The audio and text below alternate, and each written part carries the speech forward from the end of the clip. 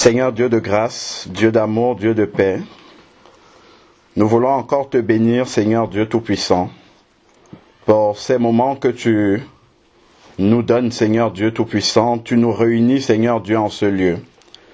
Éternel Père, tu nous rappelles encore par cet événement qui nous réunit, Seigneur, que c'est à toi qu'appartient toute décision. Père, c'est toi qui donnes et c'est aussi toi qui reprends. Éternel Père, merci encore parce que, Seigneur Dieu, tu as, au travers de ce moyen, Seigneur Dieu Tout-Puissant, au travers de cet événement, Seigneur, par lequel nous sommes tous appelés à passer, Seigneur, merci parce que tu nous rappelles encore quelle est la fin de chacun d'entre nous. Seigneur Dieu, merci parce que tu nous permets, Seigneur Dieu, d'être en contact, Seigneur Dieu Tout-Puissant, de ces moments, Seigneur Dieu, pour pouvoir réfléchir, pour pouvoir méditer, Seigneur Dieu Tout-Puissant, sur notre propre vie. Seigneur, parce que c'est cela que ça nous enseigne. Père, aujourd'hui, nous sommes réunis, Seigneur Père, parce que la maman est partie, mais Seigneur, ça nous rappelle aussi que chacun d'entre nous est appelé un jour à partir. Éternel Père, Dieu Tout-Puissant, nous remettons ces moments entre tes mains, Seigneur. Que tu prennes le contrôle de toutes choses, parce que nous savons que tu es le seul rocher inébranlable, Seigneur Dieu. Au moment même où, Seigneur Père, nous pouvons entrer complètement dans la tourmente, Seigneur Dieu, parce que notre monde a été déséquilibré par un manque, Seigneur, par une disparition chère. Seigneur Père, toi tu restes l'inébranlable, Seigneur. C'est pour ça que nous voulons te remettre toutes choses entre tes mains, parce que tu connais toutes choses d'avance, Seigneur Dieu. Et Père, que ça soit seule ta voix qui soit entendue en ce lieu. Seigneur Dieu, que toi-même, tu prennes le contrôle et que tu règnes, Seigneur Dieu, parce que c'est toi qui es au-dessus de tous les dieux, Seigneur Père. Il n'y a pas d'autre Dieu que toi, Seigneur Père. Merci, Seigneur, parce que, Seigneur, tu prends le contrôle maintenant en ce lieu et que toute voix qui ne glorifie pas ton nom, Seigneur Dieu, puisse se taire au nom de Jésus, parce que tu as le nom au-dessus de tout nom, Seigneur. Ton nom qui, Seigneur Dieu, est élevé, Seigneur, non seulement dans ce siècle, mais dans celui à venir, Seigneur Dieu Tout-Puissant.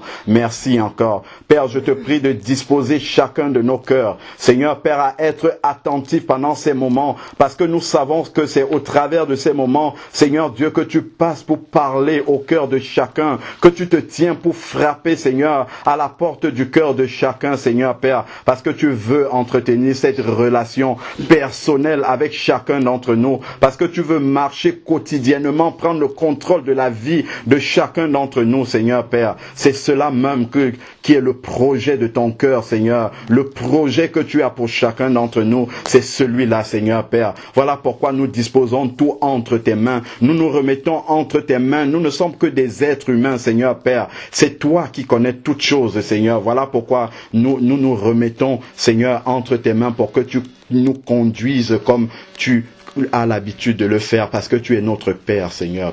Merci encore, au nom de Jésus-Christ. Amen. Merci, Seigneur. Voilà, c'est bon. Donc, j'étais en train de dire, regardons deux personnes qui sont fiancées, qui vont se marier. Les deux personnes se sont promises l'une à l'autre. On va faire notre vie ensemble. C'est d'un commun accord. Et puis, les deux personnes ont vraiment toute la volonté de déployer toute leur énergie pour que ça marche, pour que ça se fasse, pour que ce mariage-là ait lieu. Les deux personnes ont même peut-être économisé longtemps pour que le mariage puisse vraiment se passer, faire plaisir à leurs invités. On prépare le mariage souvent pendant des années, la dernière année est souvent la phase vraiment où on se déploie le plus à fond pour que la fête soit belle, comme on dit. L'argent est là, tout est là, la salle est réservée, tout. La veille maintenant du mariage. Et il y a une des personnes qui peut dire « je ne suis plus d'accord ». Voilà, ça peut arriver. C'est déjà arrivé. La veille, le jour même. Bon, en entrant même à la mairie, même devant monsieur le maire, comme dit Tata. Donc, tout cet effort-là qu'on a déployé pour préparer cette minute-là où l'un et l'autre va dire oui, l'un à l'autre, ça peut tomber à l'eau. Mais il y a eu toute une préparation avec toute son énergie pour ce moment-là qui finalement n'est pas sûr. C'est vrai, on pense que ça va arriver, mais il faut rajouter, s'il plaît à Dieu. Amen. Plaise à Dieu, Amen. On va se marier. Mais on oublie souvent le plaise à Dieu. Parce qu'on pense qu'on maîtrise tout. On oublie qu'il y a quelqu'un qui décide de ces choses-là. Alors, même, c'est possible que les deux personnes veulent se marier jusqu'au dernier moment. Et en entrant à la mairie, Dieu peut décider de prendre un des deux conjoints. C'est arrivé. Voilà, c'est arrivé. C'est possible que Dieu décide de faire ça. De toutes les manières, comme dit la parole de Dieu, Dieu ne s'est pas assis avec des êtres humains en conseil pour demander notre avis sur ce qu'il va faire. Il le fait. Et on n'aura plus qu'à, voilà, à vivre avec cette situation-là. Donc, nous nous employons comme ça à préparer avec toute notre énergie, avec tout ce que nous avons, des événements qui ne sont même pas sûrs dans la réalité. Mais la mort, c'est quelque chose de certain. Ceux qui ont fait un peu de probabilité, c'est l'événement certain. Sa probabilité, c'est 1. C'est sûr que ça va arriver. La mort est plus sûre que le mariage. Alléluia. Est-ce que déjà seulement à partir de ces quelques phrases-là, on voit déjà que nous sommes des insensés de ne pas préparer la mort plus que le mariage? Ou plus que tout autre événement que nous jugeons d'important dans notre vie, l'arrivée d'un enfant même. C'est pas sûr. La femme peut être même déjà... La tata travaille là-bas. Je crois que tu as des expériences que tu peux nous raconter ici toute la nuit. Où la femme est sûre d'accoucher. Nous sommes déjà au dernier moment. Mais il y a quelque chose qui se passe. Et l'enfant vient au monde dans une autre situation.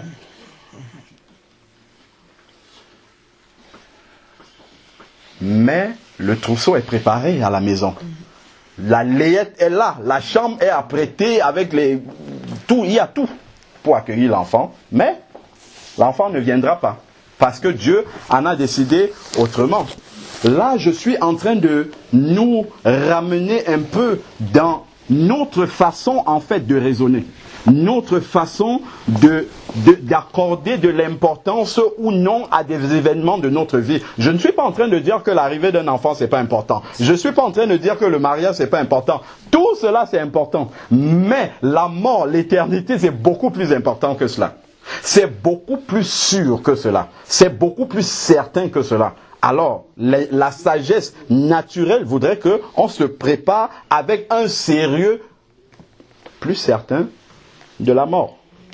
Je peux épouser une femme, après elle me laisse. On s'est quand même marié, mais après pas. Bon, beaucoup de fois. Mais comment nous allons faire pour laisser la mort? Pas du tout. C'est quelque chose qui va nous épouser à un moment ou à un autre. C'est un mariage qu'on ne peut pas refuser. C'est sûr. Donc ça nous appelle vraiment à pouvoir, même si c'est une question difficile, c'est une question à laquelle on n'aimerait pas penser, mais c'est une réalité. C'est comme l'autruche qui met la tête dans le sable et qui dit tout va bien. Non, ça va arriver. Un jour, on sera assis comme ça, vous serez peut-être assis et c'est moi qui serai parti. Mais la question n'est pas je suis parti. Ça, c'est puisque je savais que ça devait arriver. La question, c'est dans quel état je suis parti. Amen. C'est ça le plus important. Maintenant que je sais que c'est une certitude que je vais partir, la question, c'est comment je me prépare à ce moment-là pendant que je vis une vie normale. C'est pas que je vais arrêter ma vie et penser seulement à ça. Non, ça c'est quelque chose qui peut arriver à tout instant. Donc voilà, à partir du moment où je sais que ça peut arriver à tout instant, je dois être prêt à partir à tout moment. C'est la meilleure manière d'être prêt. C'est d'être prêt à tout moment. Si maintenant on me dit c'est tout à l'heure, je dis merci Seigneur, je vais partir. Mais ça revient à ce qu'on a dit tout à l'heure. Il faut être totalement détaché des choses de la terre. Si on est tellement accroché à ces choses-là, si on nous annonce comme ça, c'est le départ, on ne pourra pas tenir. Parce qu'on n'a même pas envisagé cela. Et souvent même, c'est même encore plus profond que cela. C'est-à-dire, ça ne nous concerne même pas nous directement, mais ça concerne quelqu'un de très proche, de très cher. On n'a jamais envisagé, imaginé, pensé, soupçonné même que Dieu peut prendre cette personne-là. Non, Dieu prend les gens qui appartiennent à d'autres familles. Il prend des gens d'ailleurs. Nous, on va toujours assister les autres, mais un jour, c'est nous. Et ce n'est pas au moment où ça arrive qu'il faut se préparer. On dit souvent, habituellement, comme ça, dans l'adage, on ne vend pas la poule le jour du marché. Non, ce n'est pas, on ne nourrit pas la poule le jour du marché, autant pour moi. Non, il faut être prêt à ce que c'est Dieu qui décide. On revient toujours là-dessus. Il y avait un roi qui avait ce qu'on appelle les fous du roi. Le fou du roi, c'est quelqu'un qui vient, qui raconte des histoires drôles au roi, quand le roi a envie de se divertir. C'est un clown, en réalité, qui vient, il raconte beaucoup d'histoires au roi, des histoires très amusantes. Le roi rigole et puis ça le déstresse, comme on dit dans le langage moderne. Alors, quand le fou du roi vient auprès de sa majesté, entre guillemets, il raconte ces histoires, le roi est tellement dans le fou rire, ainsi de suite. Et une fois comme ça, le roi en train de rire aux éclats, il dit au fou du roi, tu es tellement... comment dire, tu es tellement, j'ai pas envie d'utiliser un mot inapproprié, hein. Tu es tellement, comment dire, sot, entre guillemets, que je ne peux pas trouver quelqu'un de plus insensé que toi. Tu es tellement insensé dans ce que tu racontes, je ne peux pas trouver quelqu'un de plus insensé. Le jour où je trouve sur la terre quelqu'un qui est plus insensé que toi, je lui donne toutes mes richesses. Bon, le temps est passé. Alors un jour, le roi fait appeler le fou du roi. Et le fou du roi était content parce que quand il racontait des histoires comme ça, il repartait avec souvent beaucoup de présents du roi et tout. Et ce jour-là, quand il arrive, déjà il voit l'air du roi, il voit que c'est pas comme tous les jours. Et au moment où il veut démarrer ses histoires drôles, le roi lui dit non. Aujourd'hui, ce n'est pas pour cela, j'ai une nouvelle à t'annoncer.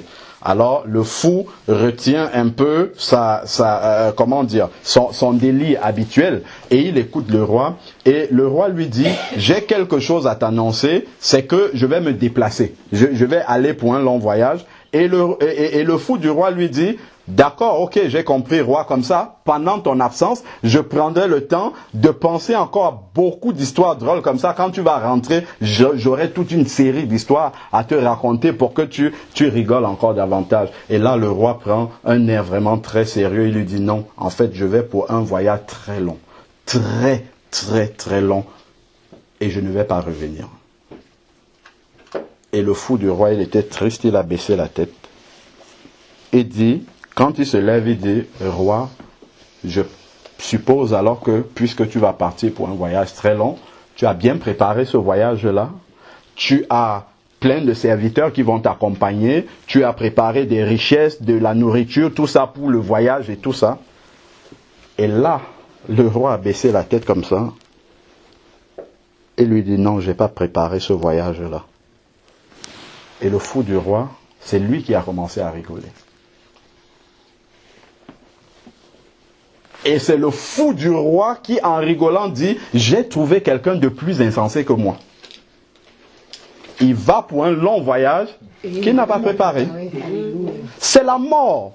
Un voyage long sûr que nous ne préparons pas. Nous préparons tout dans la vie. On envoie les enfants à l'école parce qu'on sait que dans la vie, ils auront besoin de savoir lire, écrire, tout ça. Sinon, ils ne peuvent pas s'en sortir. On prépare tout un tas de trucs. On voit les gens marcher là dehors pour leur retraite. Ça se trouve, ils vont jamais passer la retraite. À deux mois de la retraite, ils vont partir. C'est pas sûr, la retraite. Il est en retraite, il va chercher son chèque au guichet, il tombe. Voilà. Il est en retraite, il va chercher, rajoute même son premier chèque et il tombe. Donc, toute la vie, tout le combat pour la retraite, pour rien. Pour la famille, peut-être. Et la famille peut rester et toucher. Mais cette histoire du fou du roi, c'est la réalité de notre vie. C'est cette façon-là que nous avons de vivre de façon totalement inconsciente vis-à-vis à l'égard de quelque chose qui est sûr. C'est certain que nous allons mourir. Maintenant, il faudrait que nous sachions comment est-ce que nous envisageons ce départ-là.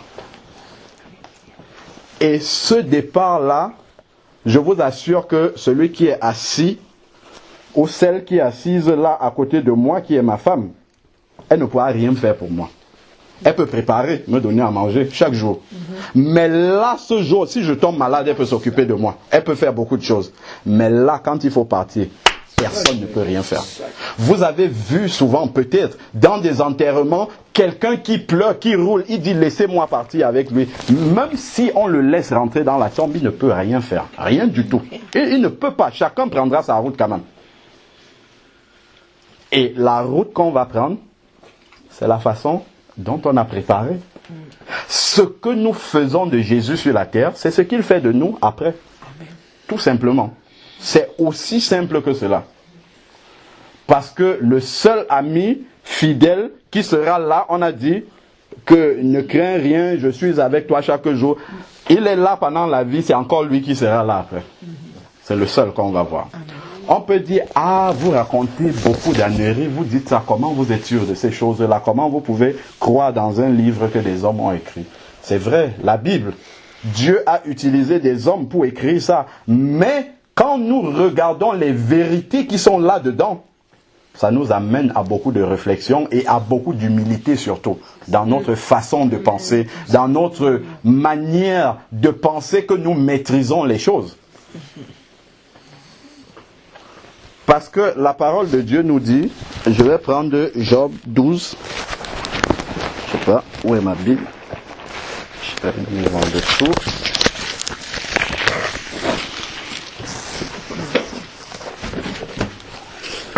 Parce que les paroles que je prononce passeront, mais seule la parole de Dieu restera. C'est pour ça qu'il faut que tout ce que nous disons, que nous appuyons par la parole de Dieu. Job 12, verset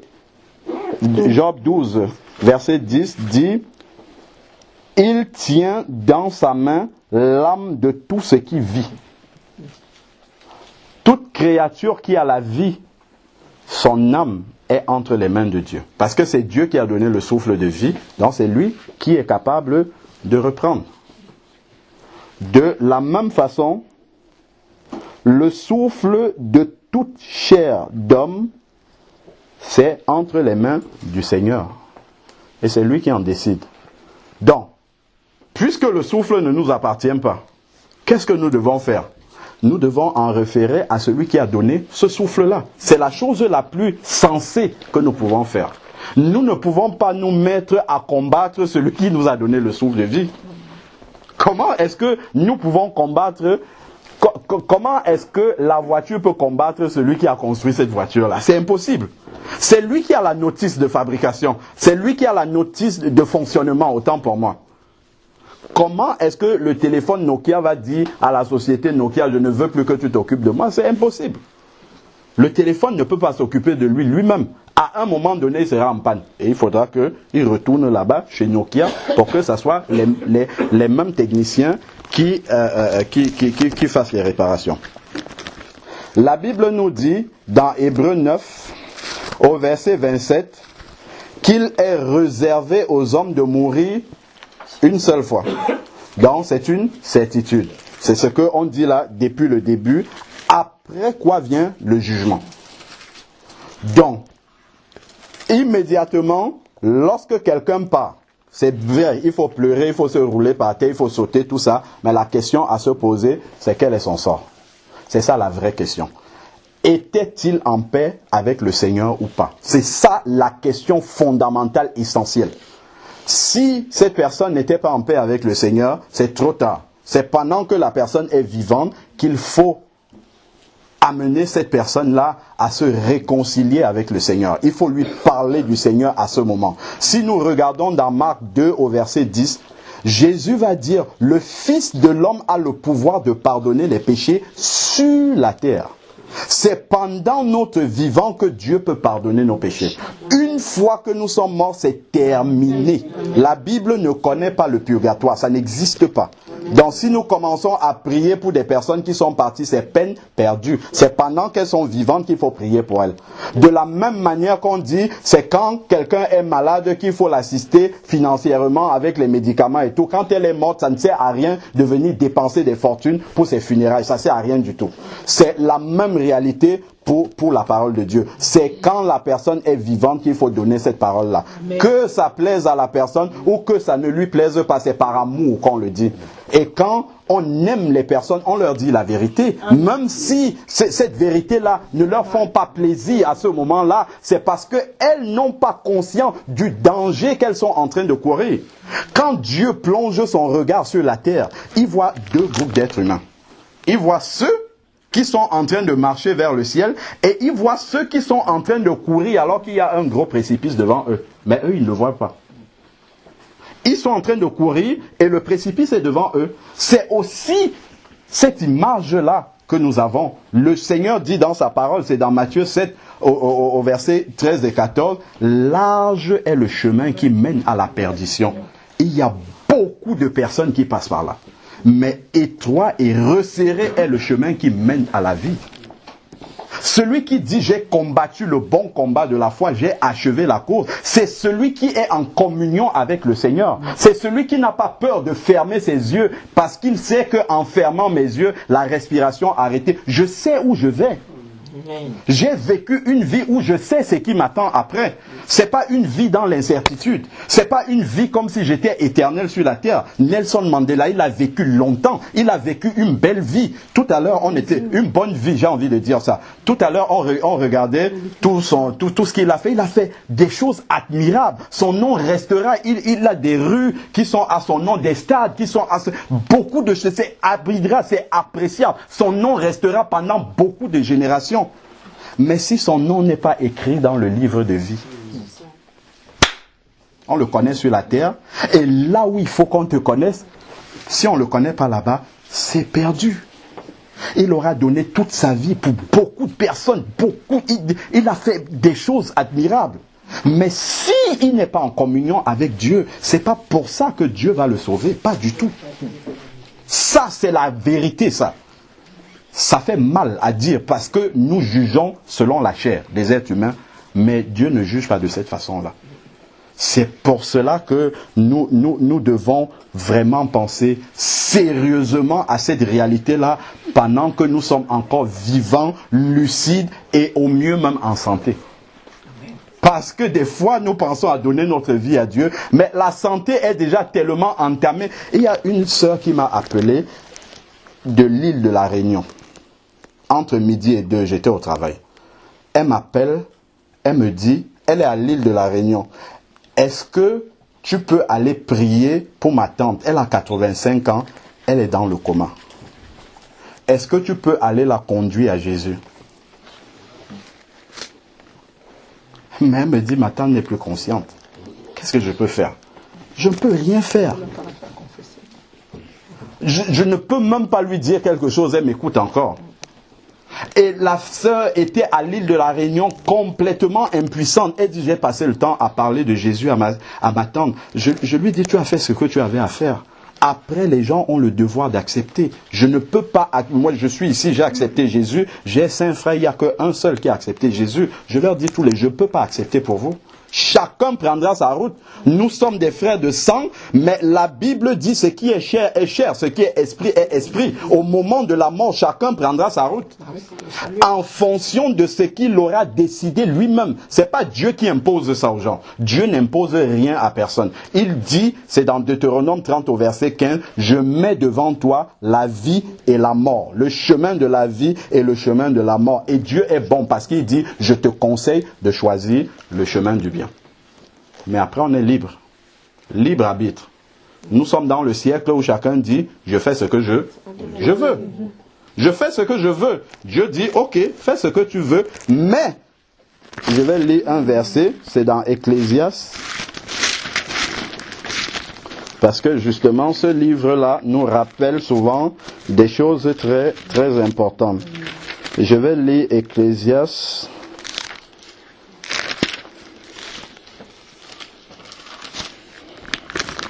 Ecclésiaste 9.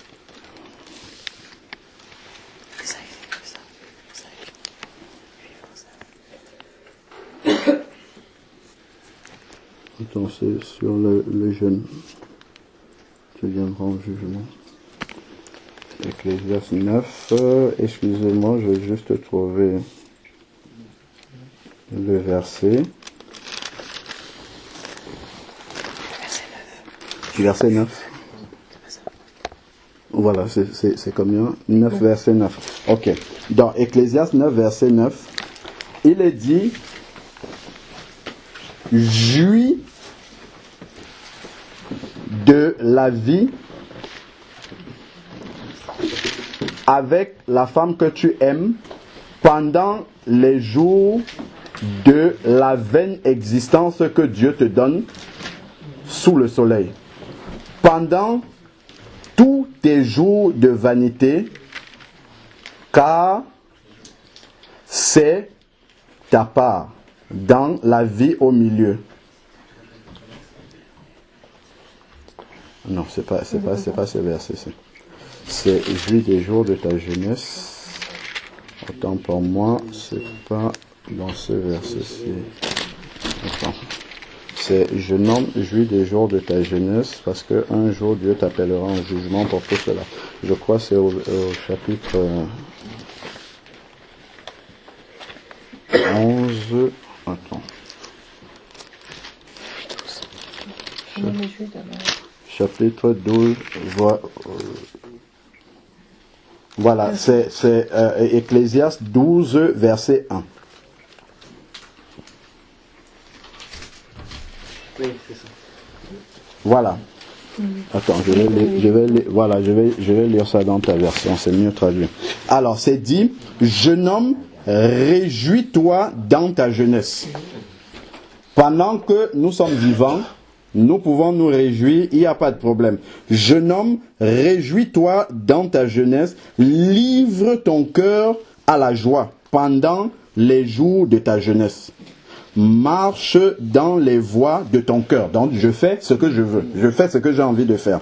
Alors, et selon les regards de tes yeux, la convoitise des yeux, fais tout ce qui te fait plaisir. Mais, c'est le mais là qui est important.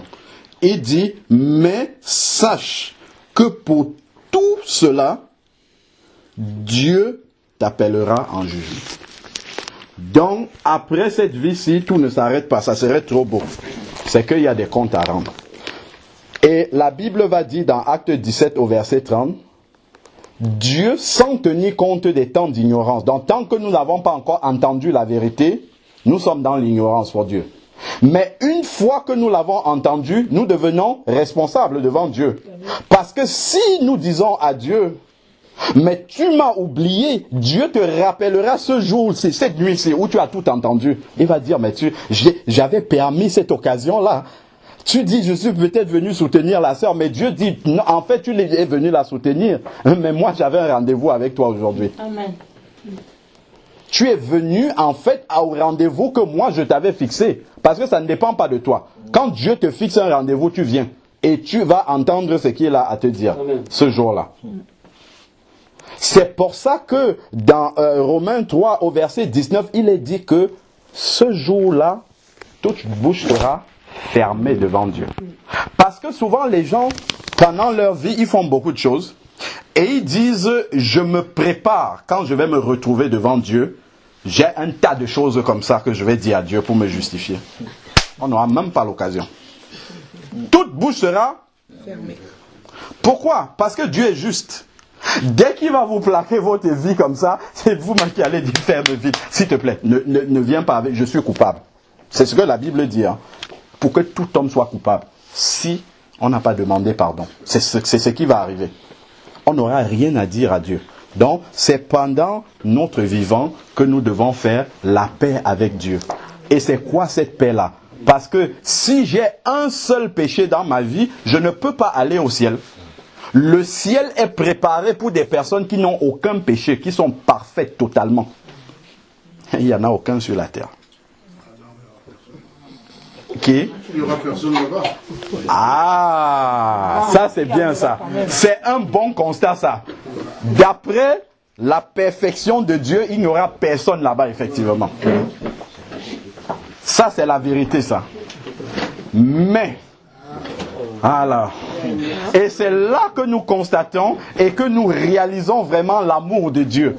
C'est que Dieu n'a pas voulu qu'il en soit ainsi. Il a envoyé son fils Jésus. Le substitut. Au lieu que tous les hommes qui sont sur la terre là aillent payer en enfer, Dieu a fait tomber justement la punition sur Jésus. Pour tous les hommes, qu'ils soient musulmans, qu'ils soient bouddhistes, qu'ils soient catholiques, qu'ils soient tout ce que vous voulez, Jésus est mort pour tous les hommes et toutes les femmes qui sont sur la terre, tous les bébés, tous les enfants, tout le monde. Mais il y a une réalité. C'est pas suffisant. Jésus est mort pour tout le monde. Vous savez, mon anniversaire peut arriver, vous m'offrez un joli cadeau d'anniversaire et je vous dis je ne prends pas. Vous m'offrez un beau cadeau, je vous dis je ne le prends pas. Est-ce que je serai le propriétaire de ce cadeau-là? Pas du tout. Vous avez un parent qui décède, qui vous laisse une belle maison en héritage. Vous ne pouvez pas envoyer des locataires aller habiter là-bas. Comme ça ne se passe pas comme ça. Il faudrait que vous alliez devant le notaire et que vous dites, c'est moi l'héritier. La personne qui l'a laissé sur son testament là, c'est moi. Je viens pour accepter l'héritage. Et maintenant, lorsque je signe pour accepter cet héritage-là, les papiers de la maison maintenant sont changés à mon nom. Et là maintenant, je peux jouir du bien. Je peux donc envoyer des locataires là-bas parce que c'est ma maison maintenant. C'est la même chose avec le salut. Jésus est mort pour tous ceux qui sont sur la terre, sans aucune exception. Mais il faut accepter, c'est un cadeau. Il faut venir dire, d'accord, j'accepte le cadeau, tu es mort à la croix pour moi. Moi, je m'appelle Alain Patrick. Je dois dire, Jésus, tu es mort à la croix pour moi, Alain Patrick, précisément. Et qu'est-ce qui va se passer? C'est que les péchés qui sont sur moi seront enlevés et transférés sur lui. Or, lui, il a déjà été puni. Donc, quand Dieu me regarde, il me regarde comme quelqu'un qui n'a jamais péché. Et c'est comme ça que je pourrais aller au ciel n'étant pas parfait. Mais ayant revêtu la perfection de Jésus. C'est ça le miracle du salut. C'est ça la bonne nouvelle. C'est comment vous voyez donc que si quelqu'un se retrouve en enfer, c'est que c'est lui qui a voulu aller. Il ne pourra pas dire, moi je n'avais pas suffisamment d'argent pour payer, il n'y a rien à payer. C'est gratuit. C'est gratuit, il faut accepter. C'est ce que dit Romains 6 au verset 23. Car le don gratuit, est-ce qu'un don peut être payant? Non. Mais la Bible précise le don gratuit. C'est une redondance. Pour dire que c'est vraiment gratuit, il n'y a rien, il n'y a pas d'argent à payer. Donc si quelqu'un après est condamné, il ne pourra en vouloir que parce qu'on lui a donné un cadeau et il a dit je n'en veux pas. C'est logique. Vous avez besoin d'une machine à laver. Quelqu'un vient, vous ouvre la machine à laver, vous dites je n'en veux pas. Et après vous lavez vos habits à la main et vous êtes fâché, vous murmurez. Non, vous n'avez qu'à en vouloir à vous-même. Parce qu'on vous a donné la machine à laver et puis vous avez refusé de la prendre.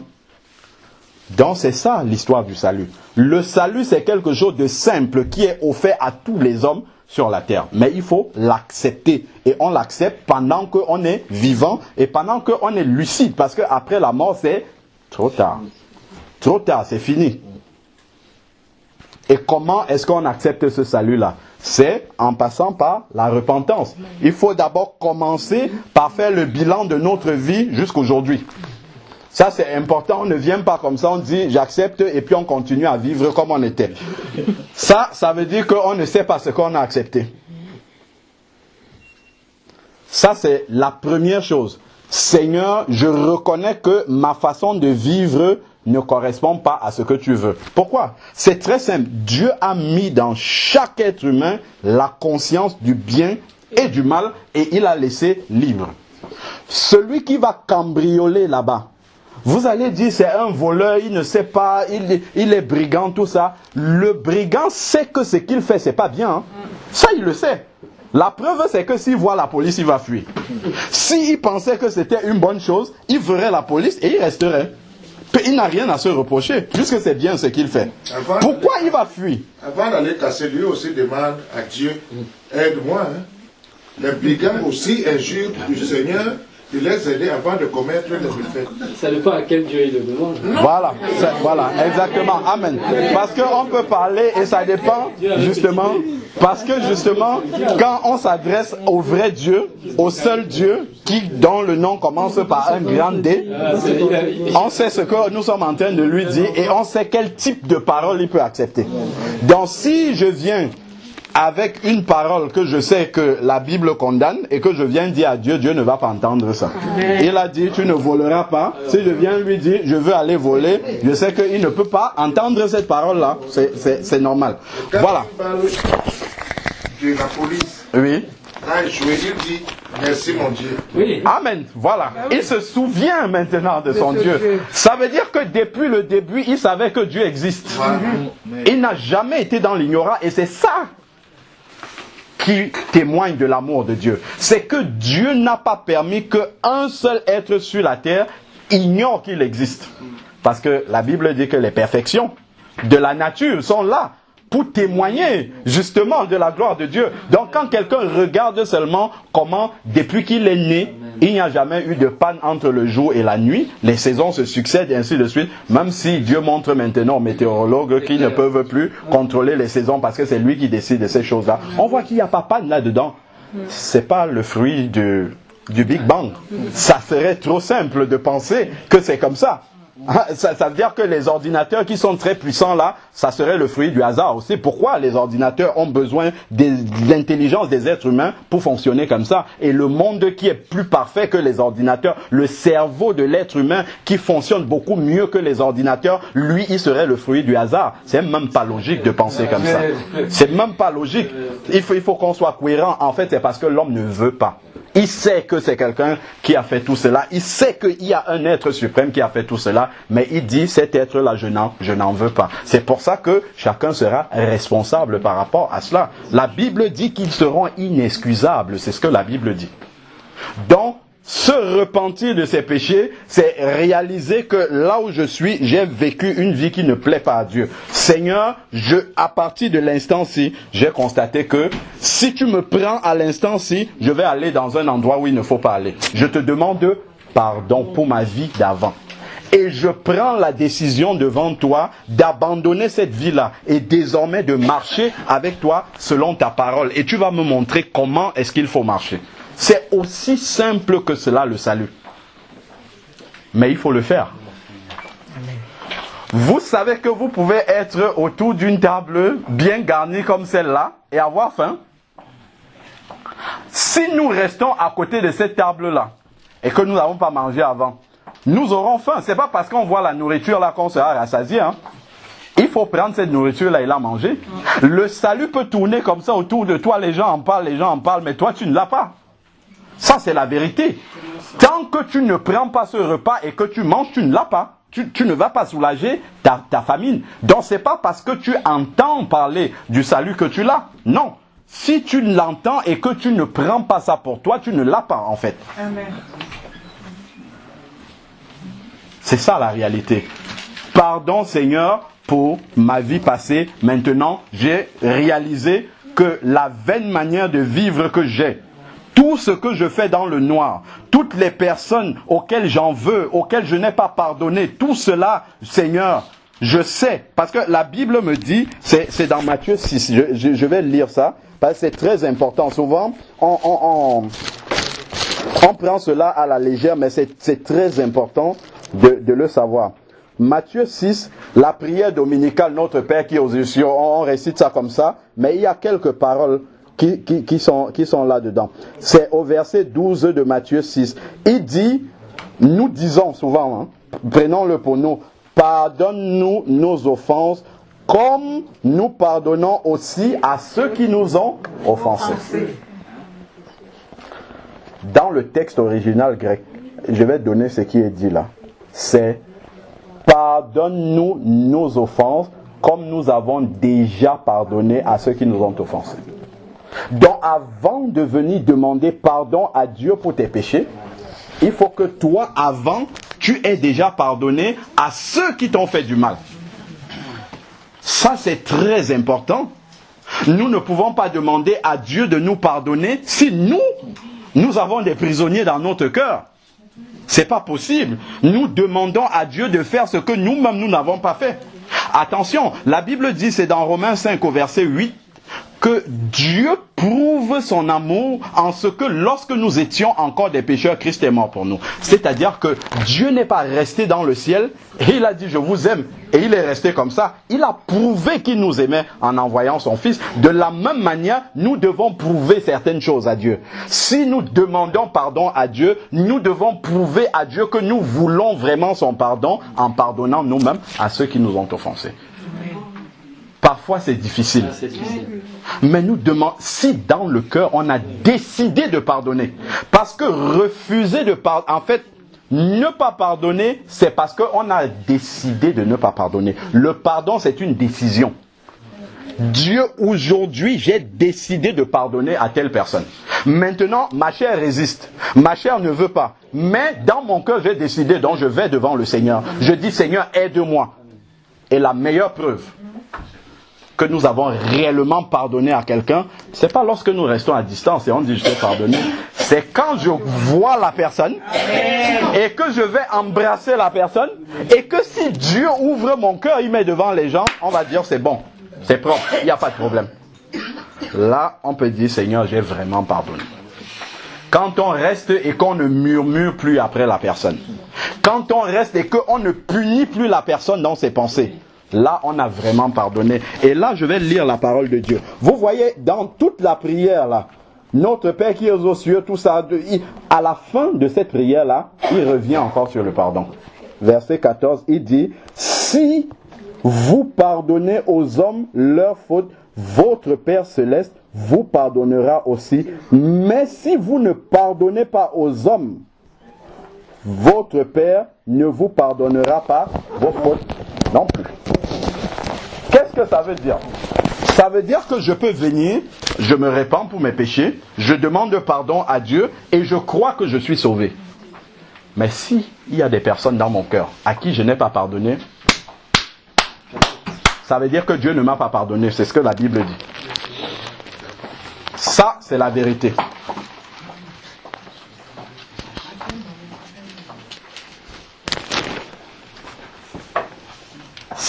Dieu est juste, non? Il est conséquent. Si, Dieu est juste. C'est lui qui a le pouvoir suprême de pardonner ou de ne pas pardonner. Oui. Et il nous demande de faire la même chose. Tout simplement. Lui, il peut te pardonner, même si tu as gardé. Parce que nous n'avons pas le pouvoir du pardon. On peut oublier certaines choses. Non, on ne parle même pas d'oublier. Hein. On parle de décider de... Le pardon de Dieu, c'est le pardon suprême. C'est-à-dire que ce n'est pas le même pardon que je peux avoir vis-à-vis de toi. Bon. Je voulais, oui. Puisqu'on est en train de discuter, oui. De parler de... C'est-à-dire qu'il y a une procédure, la procédure dont vous avez évoqué, obéit aux êtres vivants, donc les hommes. Oui. Vous savez que sur cette terre, il y a on est des milliers d'êtres vivants. Oui. Alors les animaux, les reptiles, les oiseaux, ils ont une autre procédure alors.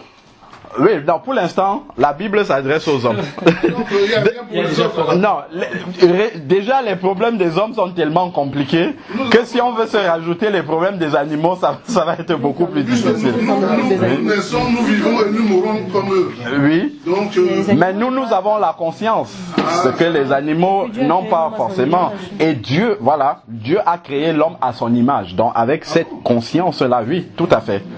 Et donc, pour parler du pardon, c'est quoi pardonner à quelqu'un? Voilà. C'est quoi pardonner? Pardonner, c'est remettre à quelqu'un une dette morale que la personne a vis-à-vis de nous, c'est tout. Tu m'as offensé, Moralement, j'ai le droit de t'en vouloir pour ce que tu m'as fait, mais je dis, je renonce à ce droit-là que j'ai, c'est tout. En revêtant la nature de Dieu. Amen, bien sûr. On a besoin, c'est par nous-mêmes, humainement, moi j'aurais envie, si j'écoute ma chair, de te taper dessus, mais Dieu, je demande pardon, Seigneur, ne me permet pas que je puisse le faire. Donc quand je vois la personne, mais il y a quelque chose qui est important dans le pardon, c'est que dans le pardon, nous devons aider la personne à qui nous pardonnons. Et comment est-ce qu'on va aider cette personne-là? C'est en lui disant la vérité. Hein. C'est pas qu'on va pardonner comme ça, on reste là. Je vais trouver cette personne, je lui dis, ça là, tu m'as fait telle chose à tel moment, ce n'était pas bien. Sache que je n'ai pas apprécié cette chose-là, mais je te pardonne pour ce que tu as fait. Mais lorsque nous allons donner notre pardon comme ça à quelqu'un, il faudrait que nous soyons prêts à une chose.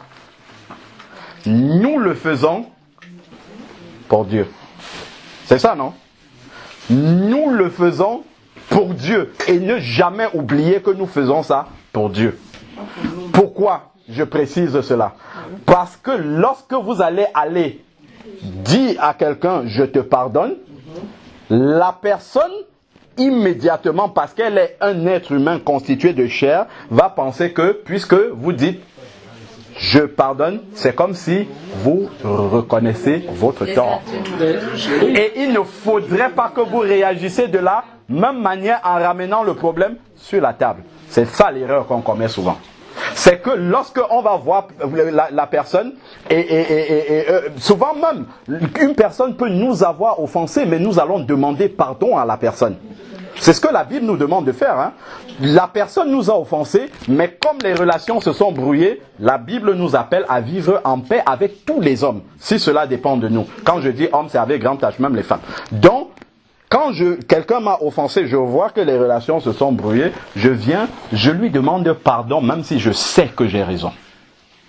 Il faut que cette personne la reconnaisse. Non. Qu'elle vous a offensé. Pas du tout. Il n'y a pas de condition. C'est une obligation pour moi qui connais Dieu, qui veut connaître Dieu. C'est pour ça, exactement. Voilà, tout exactement. Pour l'autre. Exactement. Qui ne connaît pas Dieu, qui n'a pas besoin de Dieu, je ne fais pas pardon pour cet homme. Je le fais pour Dieu. Exact, c'est pour ça que... Maintenant, le refus d'acceptation du pardon. Ça ne dépend plus de toi. Ça ne dépend plus de toi. C'est son problème avec son Dieu. Voilà.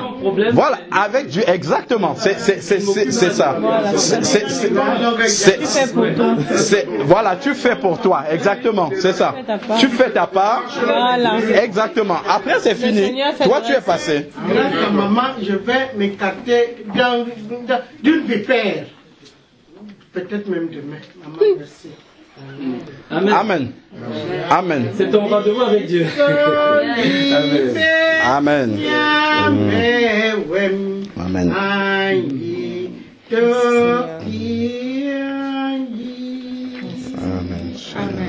Amen. Elle va pardonner à une personne demain un certain nombre de choses. Gloire à Dieu. Amen. Amen. Que Dieu soit béni. Elle nous a fait venir ici aujourd'hui et elle profite de ça. Merci Seigneur. Amen. Que Dieu soit béni. Tu verras comme tu seras soulagé. Amen. Amen. Non, c'est la parole qui a été prononcée. Amen. C'est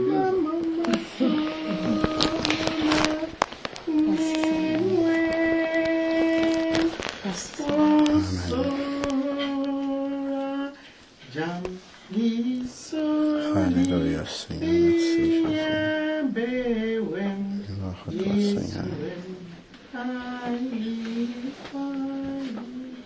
Rien n'est caché.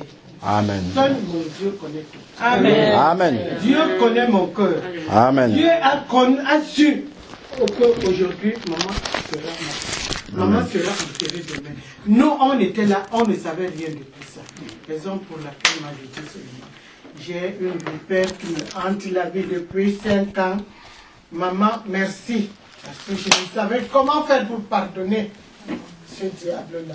Mais tu m'as éclairé. Amen. Gloire au Seigneur. Gloire à Dieu. Amen. À partir du moment où on a pris la décision de pardonner, Dieu vient maintenant au secours de notre faiblesse. pour nous aider à y arriver. Et lorsque nous libérons des prisonniers comme ça de notre cœur, en fait, c'est maintenant que la grâce de Dieu peut aussi descendre dans la vie de ces personnes-là. Parce que ces personnes étaient prisonnières. Maintenant, elles sont libérées. C'est pour ça que le premier pas vers Dieu, c'est déjà que nous pardonnons à ceux qui nous ont offensés. Et maintenant, nous pouvons demander le pardon de Dieu. Lorsque vous regardez la croix de Jésus, il y a la barre verticale et il y a la barre horizontale. Nous avons besoin du pardon de Dieu, mais nous avons besoin aussi de pardonner à notre prochain. Nous avons besoin des deux pour pouvoir être sauvés. On a besoin de la croix de Jésus pour être sauvés. C'est important. Les deux sont... Nous avons besoin absolument des deux. Mais, comme je disais tout à l'heure... Est-ce que nous pouvons être poussés par le pas divin à demander à l'autre, excuse, pardonne-moi. Est-ce qu'on peut, en demandant de demander à son frère, à son conjoint, je te prie de me pardonner. Est-ce que c'est usable par le Seigneur? Oui. Nous pouvons aller vers la personne. Que tu as offensé. Donc, voilà. Oui. Tu n'exiges pas. Tu n'exiges pas. Tu lui demandes, tu exposes ton désir de te faire pardonner. Oui. Puisque l'autre personne n'a pas fait la demande. Exactement. Tout à fait, exactement. La personne sera aussi pardonnée. Si elle accepte. Si elle accepte. Oui, puisque si elle n'accepte pas, ça veut dire qu'elle vous retient comme prisonnier dans son cœur. Mais vous avez fait la bonne démarche, donc Dieu lui va vous libérer. Et c'est cette personne qui reste seule prisonnière maintenant. Prisonnière d'elle-même. Parce que Dieu lui vous a libéré, vous avez fait la démarche. Voilà, donc c'est ça. Et c'est vraiment le point principal, hein, parce que souvent même, des personnes sont converties au Seigneur, marchent déjà avec le Seigneur, mais ont dans leur vie des problèmes de manque de pardon. Et ça, à cause de cela, on va piétiner beaucoup, longtemps. Oui. Tant que nous n'avons pas pardonné, Dieu nous maintient dans cette case-là et il nous rappelle que c'est par là que ça doit passer. Mais vous allez voir qu'une fois qu'on a pardonné, on est libéré, complètement libéré. Et lorsque vous allez revoir la personne à qui vous avez pardonné, c'est la personne qui aura honte. Parce que la personne sait que normalement c'est elle qui vous a offensé. Mais vous l'avez libéré. La personne aura honte. Mais ce n'est pas une honte, c'est Dieu qui va mettre la honte dans le cœur de cette personne. Donc, voilà le point central pour accepter le Seigneur dans sa vie, c'est de demander pardon pour ses péchés. Et on a ouvert une petite fenêtre pour voir qu'avant de demander pardon à Dieu pour ses péchés, il faut nous-mêmes déjà pardonner à ceux qui nous ont offensés. Voilà.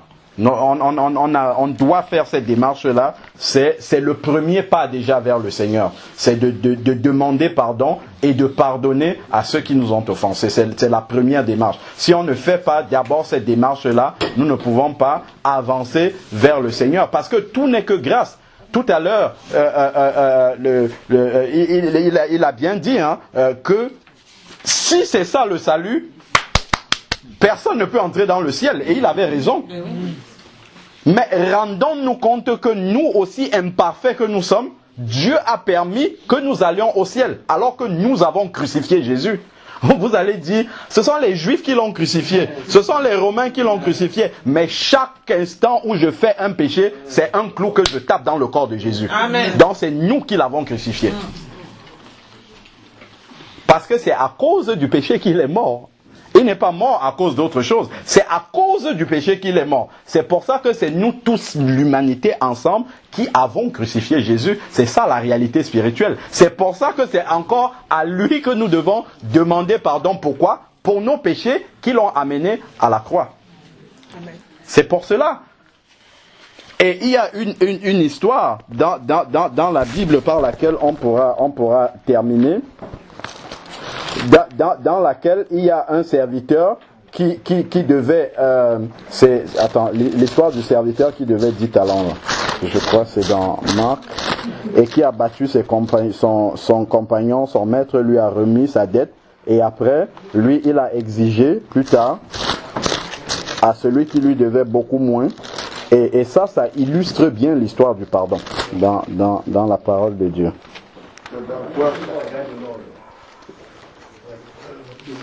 Dans Marc. Dans Marc, oui, attends, je suis dans Marc 11. Lorsque tu es debout faisant ta prière. Alors, c'est le serviteur. Le passage. C'est cette parabole dans laquelle il y a un employé qui devait l'équivalent, parce que ça a été converti en francs de maintenant. C'était l'équivalent de 10 millions d'euros. Des francs de maintenant. L'équivalent de 10 millions d'euros, il devait cela à son maître, à son employeur. Et alors, son employeur revient de voyage et il lui dit, rends-moi ce que tu me dois. Et cet employé-là répond à son employeur, je n'ai pas de quoi te rendre, mais je vais travailler pour te rendre cela. L'employeur dit, d'accord, ok, je te remets ta dette. Comme tu as eu la bonne volonté de me rendre cette dette-là, c'est bon, vas-y. Voilà, c'est 5 millions d'euros exactement. Maintenant, le chiffre de la conversion me revient. 5 millions d'euros que l'employeur lui a remis. À l'instant où il sort de chez son employeur, il croise quelqu'un dans la rue qui lui devait 10 euros. Il dit, rends-moi mon argent. Et celui-là dit, je n'ai pas pour te rendre maintenant, mais je te rendrai plus tard. Qu'est-ce qu'il fait? Il a battu, roué de coups de poing. Et maintenant, il y a ses collègues qui passaient par là, qui le voient en train de menacer et de taper celui qui lui devait 10 euros. Qu'est-ce qu'ils ont fait? Ils sont allés voir le maître qui venait de lui remettre la dette de 5 millions d'euros. Et quand ils lui ont dit ça, le maître l'a rappelé. Il lui dit, viens, je vais te mettre aux travaux forcés jusqu'à ce que tu me rendes l'ensemble des 5 millions d'euros. Et cette histoire-là, en fait, c'est une parabole que Jésus a racontée qui nous ramène à la réalité du pardon dans notre vie. C'est pour ça que je voulais trouver ce passage-là. Mais là, raconté comme ça, on comprend ce qu'il y a derrière. Qu'est-ce que ça veut dire? Ça veut dire que peu importe ce que les êtres humains nous font, tout ce que les gens peuvent nous avoir fait de mal sur la terre, devant Dieu, Dieu devant qui nous allons tous passer en jugement, devant lui, c'est une dette de 10 euros. Mais, par rapport au péché de notre vie, devant Dieu, les péchés de notre vie, c'est 5 millions d'euros. Amen. Donc, Dieu nous pardonne 5 millions d'euros et à mon prochain, je refuse de lui remettre la dette de 10 euros. Regardez donc, faisons le compte devant Dieu. Mais nous, qu'est-ce que nous faisons? Nous inversons les sommes. Nous pensons que notre prochain nous a fait tellement de mal que lui, il nous doit 5 millions d'euros et nous n'avons pas fait grand-chose à Dieu. Nous devons seulement 10 euros à Dieu. En fait, c'est dans le sens inverse. Parce que quand nous regardons la définition du péché dans la Bible, nous comprenons à quel point notre dette est lourde devant Dieu. Parce que quand on dit souvent aux gens, ils sont pécheurs, qu'est-ce qu'ils disent? Je n'ai pas menti, je n'ai pas volé, je n'ai pas trompé ma femme, donc je n'ai pas péché, je n'ai pas tué. Tout va bien. Mais la définition du péché, c'est dans Isaïe 53 au verset 6 où il est dit, nous étions tous errants, chacun suivait sa propre voie. C'est ça la définition du péché. Faire ce que nous avons envie de faire et non faire ce que Dieu veut faire. Regardons maintenant chacun dans sa vie. Toutes les fois où nous agissons, même pour faire des bonnes choses, si nous le faisons pour satisfaire la convoitise de notre cœur, nous sommes en train de pécher. Comme le jeune homme riche. Voilà. Nous sommes en train de pécher. Regardons donc le cumul de nos péchés devant Dieu et nous comprenons que notre dette devant Dieu, elle est de 5 millions d'euros. Et voilà, c'est même inestimable. C'est même ça la somme. C'est inestimable. Alors que notre prochain, peu importe ce qu'il nous a fait, c'est 10 euros. J'ai écouté une fois un monsieur donner un témoignage. Je vais vous donner 2 témoignages sur le pardon qui m'ont beaucoup secoué. En tout cas, ce sont de belles leçons qui nous montrent que vraiment, peu importe ce que nous avons vécu, si nous demandons vraiment à Dieu la force de pardonner, Dieu va nous accorder cette force-là. Le premier témoignage, c'est un monsieur que j'ai écouté prêcher comme ça une fois. Et il dit, en fait, il était commissaire de police pendant sa carrière, et après, il a pris sa retraite et il a rencontré le Seigneur, il est devenu prédicateur. Et il y a eu un problème quelque part et quelqu'un a tué son fils. Il a rencontré la police pour que la police fasse les enquêtes pour trouver, c'est pas une histoire qu'on a racontée, c'est quelqu'un que j'ai écouté parler comme ça. Il a rencontré la police pour que l'enquête soit menée.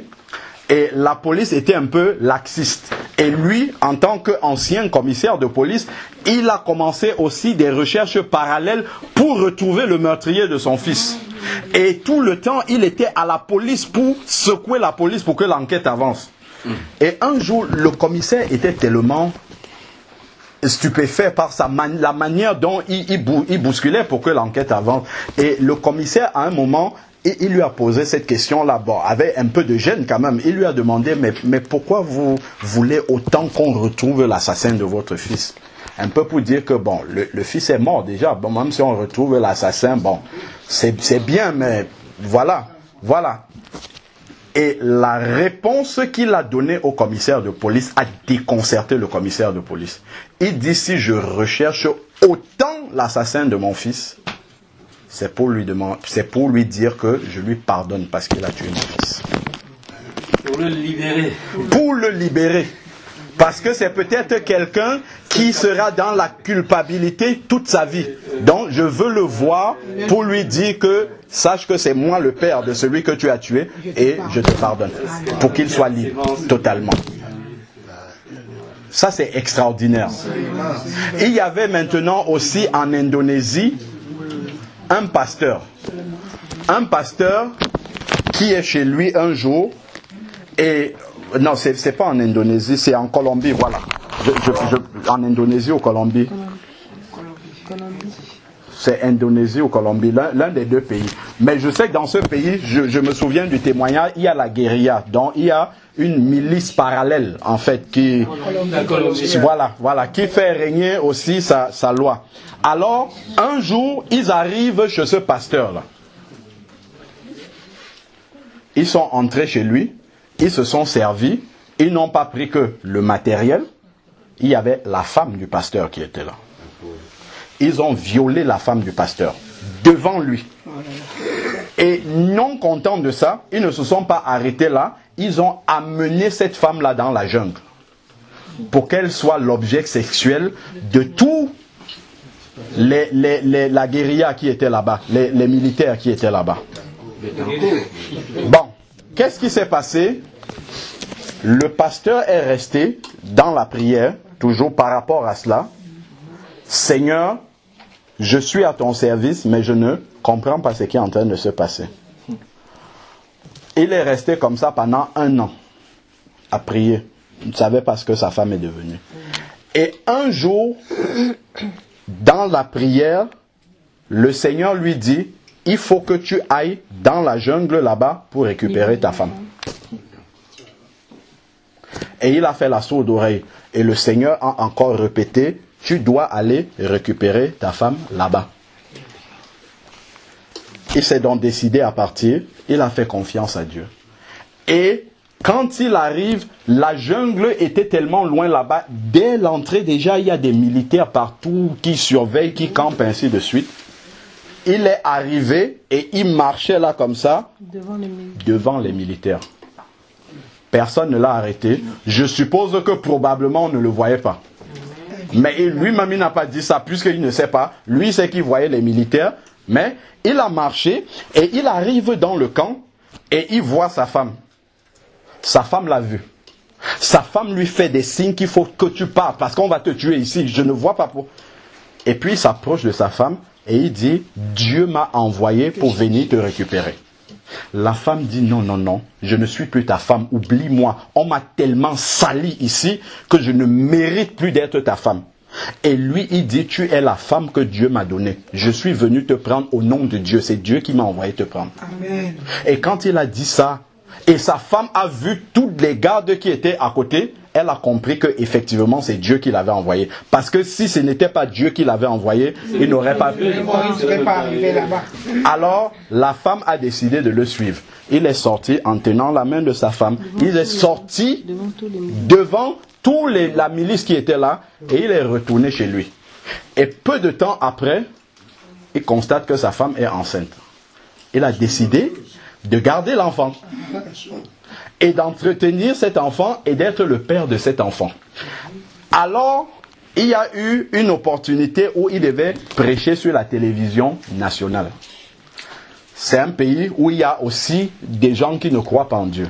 Et quand il a commencé à prêcher, il a raconté cette histoire-là. Et il a dit qu'il rend grâce à Dieu de lui donner l'opportunité de parler devant la nation entière pour dire ce qu'il a vécu et surtout de pardonner à tous les militaires qui ont fait ça à sa femme. Et de dire que leur enfant est entre ses mains, mais c'est lui qui est le père de cet enfant-là et il le prend vraiment avec joie.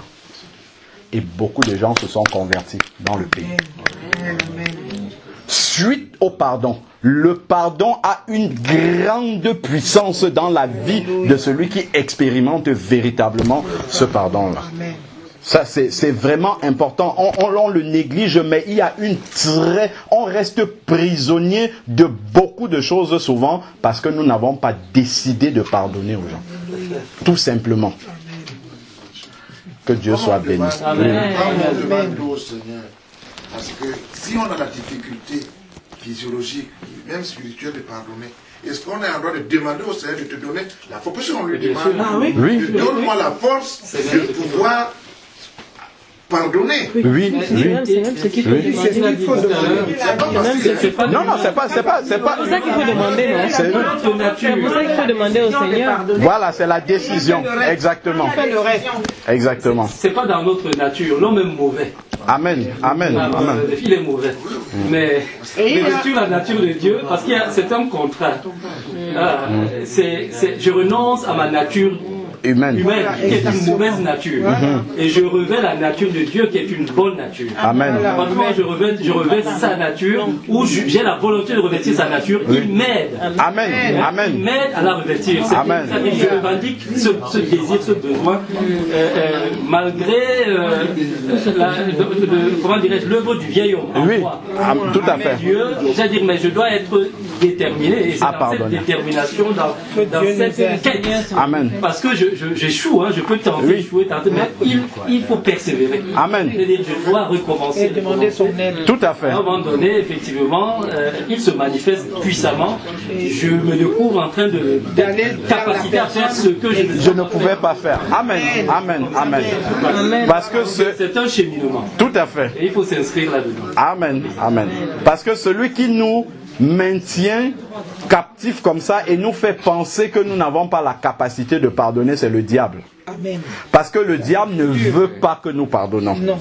Parce qu'il sait que tant que nous n'avons pas pardonné, nous sommes avec lui.